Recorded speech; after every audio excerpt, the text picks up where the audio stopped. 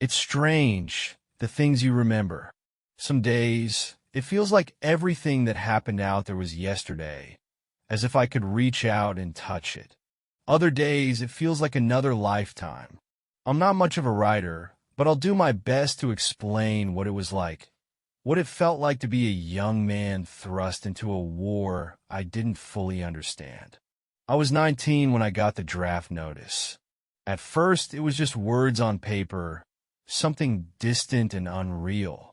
I didn't know much about Vietnam other than what I'd seen on the news.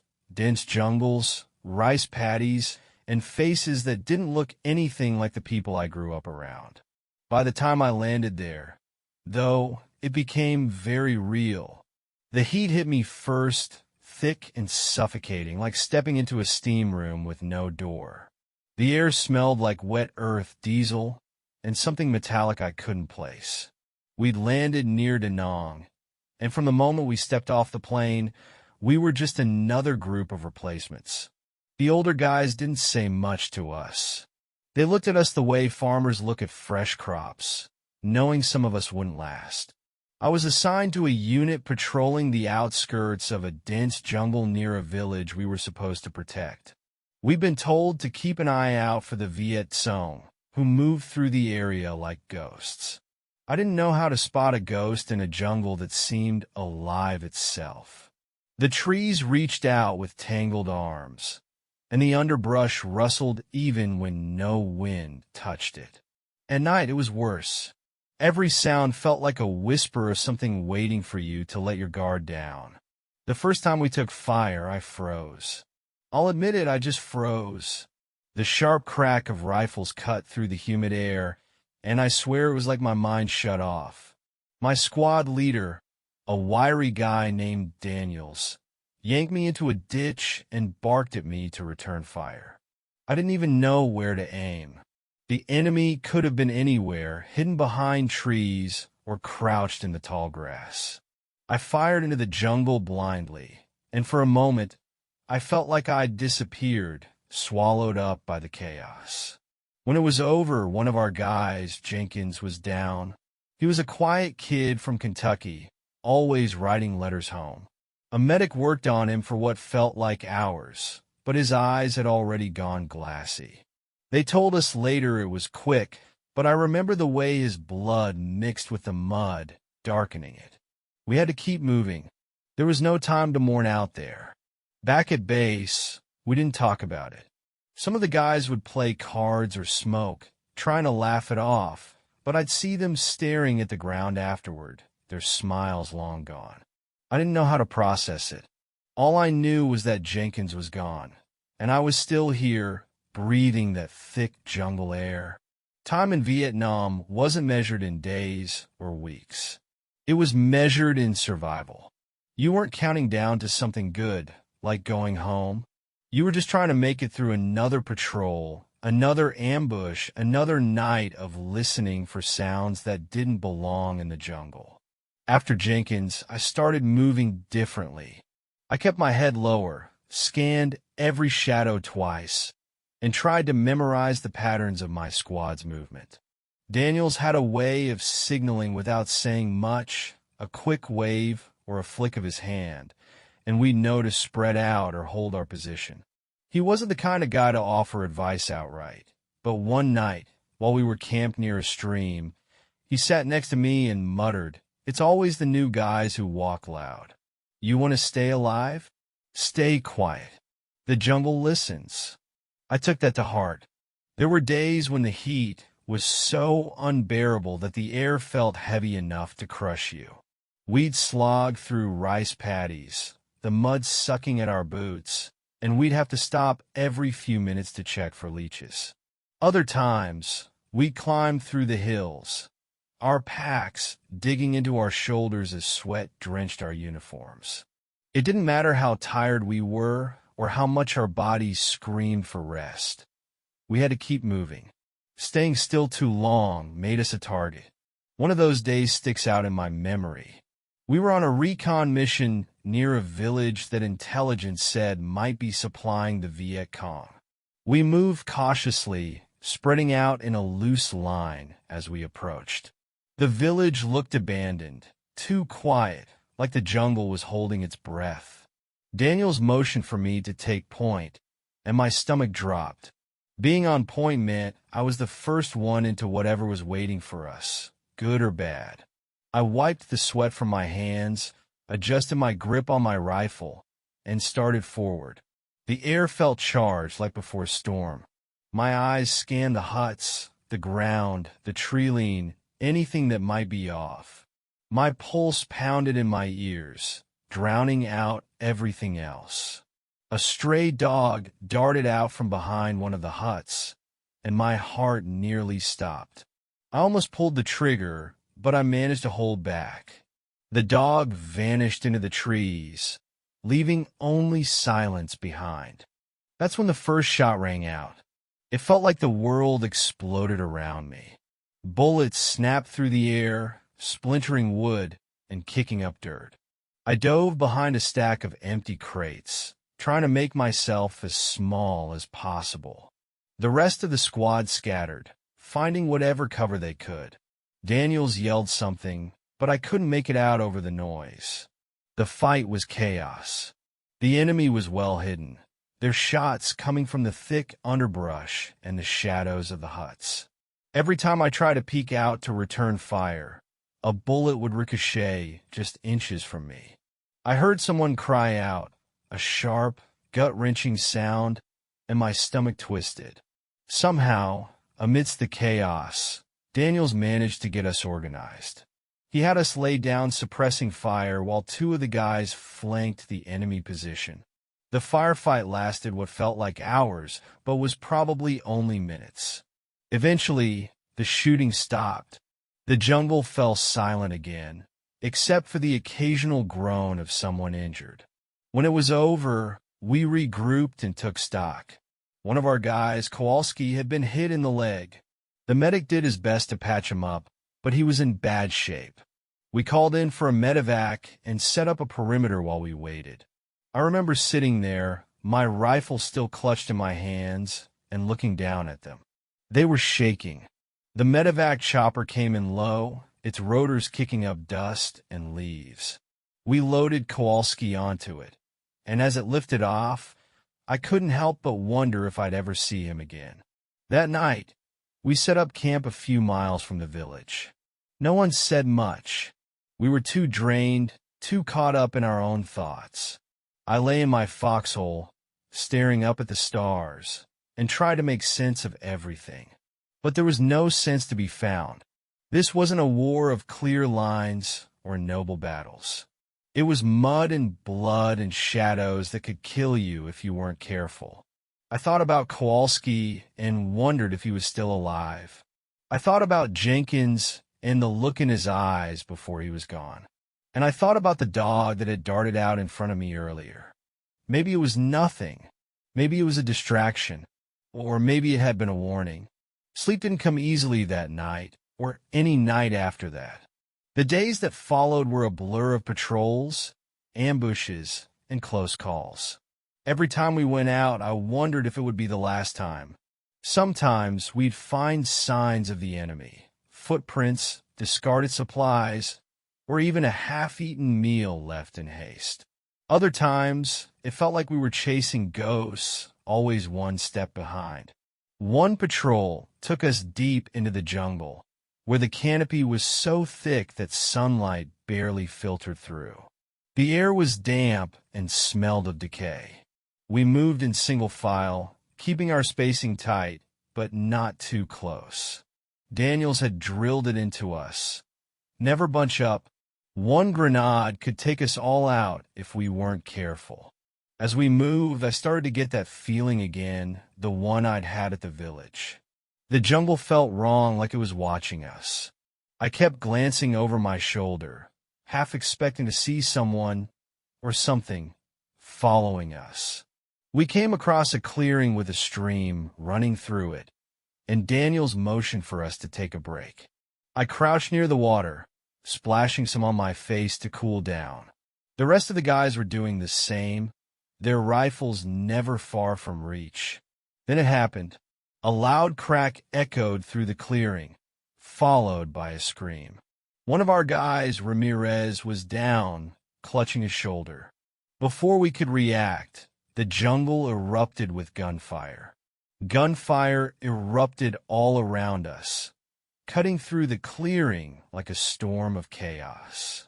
I dove behind a fallen log, heart racing, while bullets ripped through the foliage.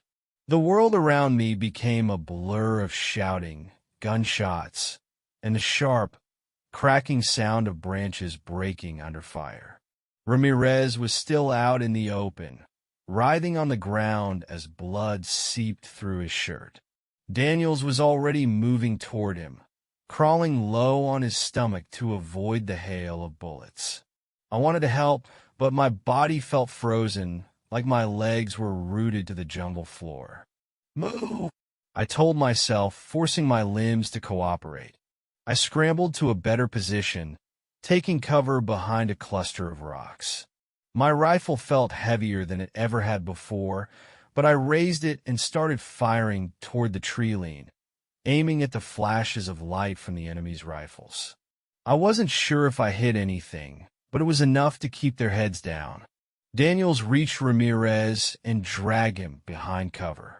The medic was already on his way, his bag clutched tightly to his chest as he moved with a speed that seemed impossible in the chaos. "Keep shooting," Daniels barked, his voice cutting through the noise.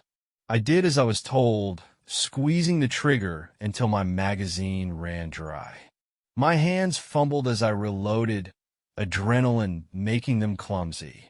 The enemy fire wasn't letting up, and I knew we were pinned. Then came the sound I'd learned to fear more than anything, the deep, hollow thump of a mortar being fired. "Incoming," someone shouted.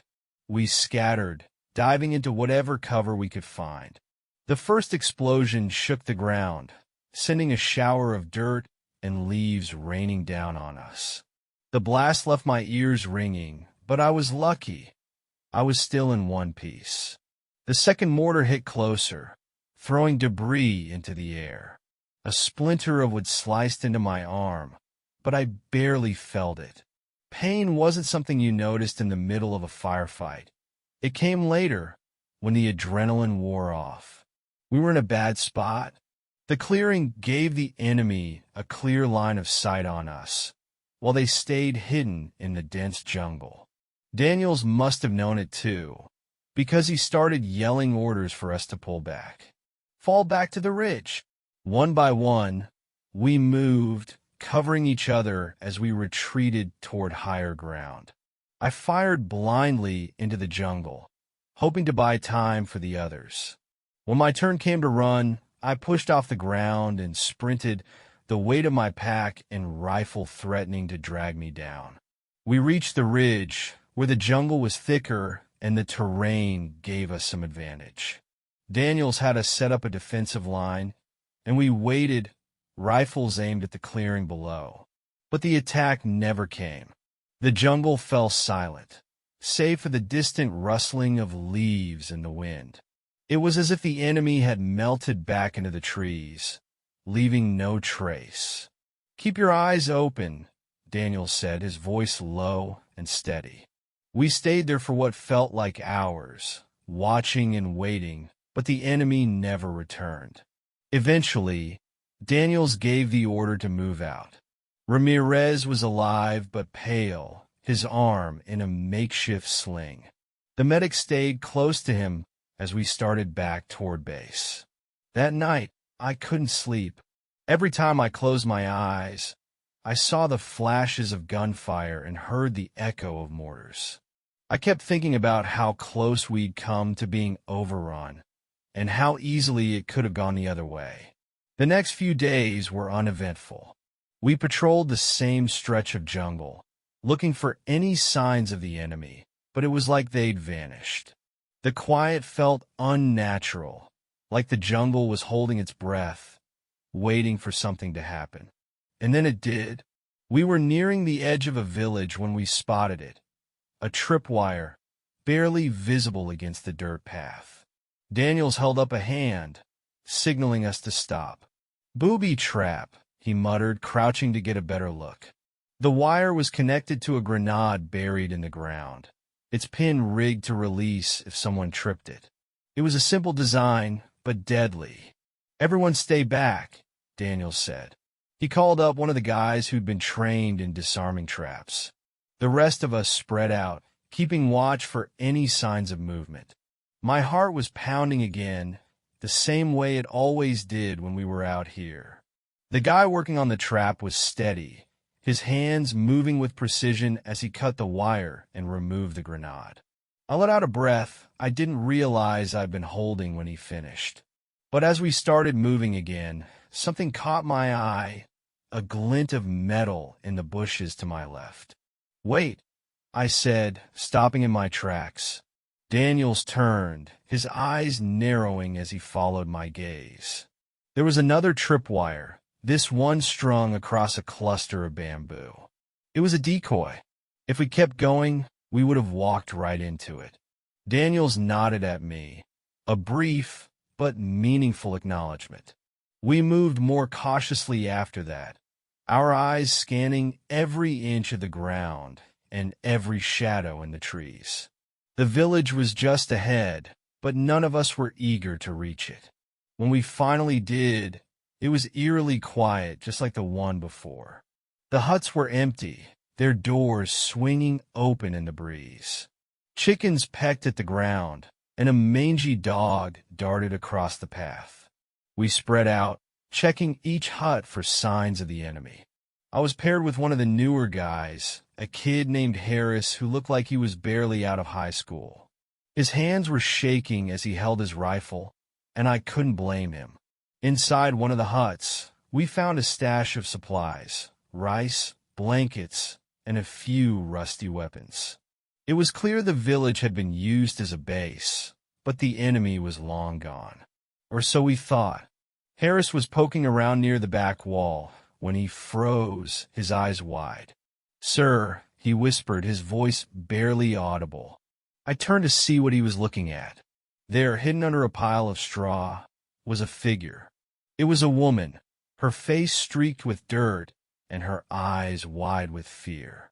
She was holding something in her hands, and it took me a moment to realize what it was: a bundle of cloth. Harris and I froze, staring at the woman. She clutched the baby tightly, her knuckles pale against the dark cloth. For a moment, no one moved. Her eyes darted between us, filled with a mix of terror and defiance. "Hold your fire," I muttered, though Harris hadn't raised his weapon. He was as frozen as I was, his breath quick and shallow. Slowly, I lowered my rifle, keeping my hands visible. I wasn't sure what to do. Every instinct told me to proceed with caution. The Viet Cong were known to use civilians as shields, or worse, to hide explosives. I motioned for Harris to stay, put as I took a cautious step forward. My boots crunched against the dirt floor, loud in the silence of the hut. The woman flinched, pulling the baby closer. "I'm not going to hurt you," I said, though I knew she wouldn't understand. She didn't move. Her eyes stayed locked on me, watching every step I took. I felt the weight of my rifle slung across my back, but I didn't dare reach for it. Any sudden movement could set her off, or worse, trigger something I hadn't seen. When I was close enough, I crouched, trying to make myself look smaller. I pointed to the baby, then to her, hoping she'd understand I wasn't a threat. Her grip on the bundle loosened slightly, and I let out a breath I hadn't realized I was holding. "Good," I whispered, more to myself than to her. I turned to Harris, motioning for him to check the rest of the hut. He hesitated, but eventually nodded and started moving, his steps careful and deliberate. As Harris searched, I kept my focus on the woman. She seemed younger than I'd first thought, maybe in her early 20s. Her clothes were threadbare, and her face was lined with exhaustion. The baby squirmed in her arms, letting out a soft whimper. "Just stay calm," I murmured. Harris finished his sweep and shook his head. "Nothing," he said, his voice barely above a whisper. Relieved, I nodded and stood slowly. I backed toward the door, keeping my hands visible until I was outside. Harris followed, his face pale and drawn. Daniels was waiting near the center of the village, his eyes scanning the tree-line. "Find anything?" he asked. "Just a woman and her baby," I said. He frowned. "Did you check her for explosives?" I nodded. "She's clean." Daniels didn't look convinced, but he didn't press the issue. He gave the order to move out, and we left the village behind. As we trudged back into the jungle, I couldn't shake the image of the woman and her child. I wondered what her life was like, living in a war zone, constantly surrounded by death and destruction. I wondered if she had a husband, a brother, or a father fighting somewhere in the jungle. And I wondered if she hated us. We pushed deeper into the jungle, the village disappearing behind us. The encounter with the woman lingered in my mind. She hadn't said a word, but the look in her eyes told a story. Fear, desperation, and something harder to pin down. Maybe anger. Maybe just exhaustion. I didn't know, but it stuck with me as we moved. Daniels led us toward higher ground, where we could regroup and assess our next move. The jungle had a way of swallowing sound, making every step feel muffled and every snap of a twig seem deafening. I stayed near the middle of the column, glancing back every so often to make sure no one had fallen behind. We'd only been walking for about an hour when we found it, a series of makeshift bunkers hidden under layers of leaves and mud. They were abandoned, but it was clear the Viet Cong had been here recently. Inside one, we found empty cans of food, a few spent shell casings, and a crudely drawn map pinned to the wall with a knife. Daniel studied the map, his brow furrowed. "Looks like a supply route," he said. "If we can cut it off, we might slow them down." The rest of us nodded, though we all knew what that meant. More patrols, more ambushes, and more chances of not making it back.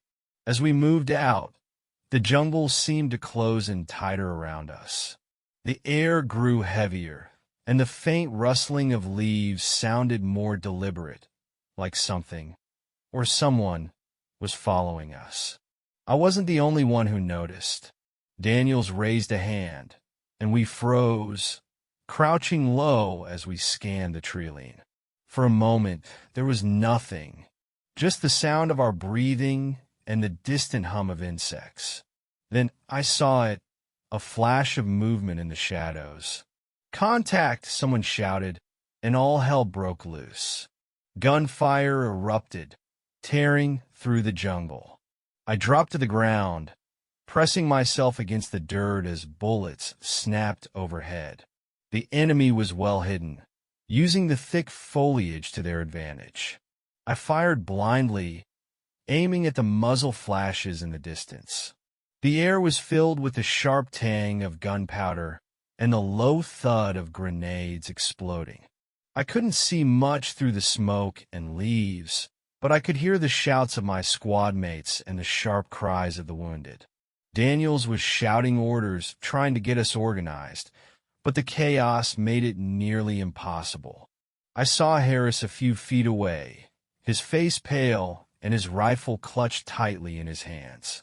He was firing wildly, his aim erratic. "Harris!" I yelled, crawling toward him.